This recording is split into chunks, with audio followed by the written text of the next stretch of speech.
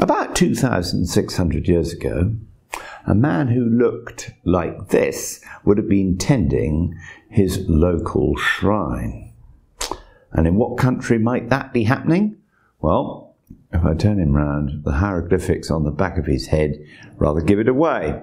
Because in Egypt at that time, there would be a number of lay priests whose job was to look after the Holy of Holies in the temple.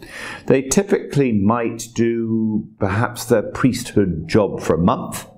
There might be 4 of them in the temple. You'd go home and do your other jobs for 3 months and then return to the temple for a month and become the lay priest. Typically in the morning, he'd unseal the holy spot, the shrine in which the god was placed, and he'd put ritual offerings before it. He'd light a candle to wake the god up. He'd perhaps put an offering of food. He might dress the god in some jewellery. And at the end of the day, he'd reseal that shrine and clean up the temple before disappearing for the night. 1 or 2 penances for the priests. They were expected not to wear any animal parts, so no leather or anything like that. They'd only wear linen, and they were required to abstain from any sexual contact in their period of lay priesthood.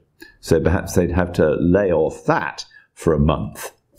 But at the end of the day, what we have here is an image which is 2,600 years old, and it is a representation of a real person, carved out of solid limestone, and I like to think that all the features are extremely expressive.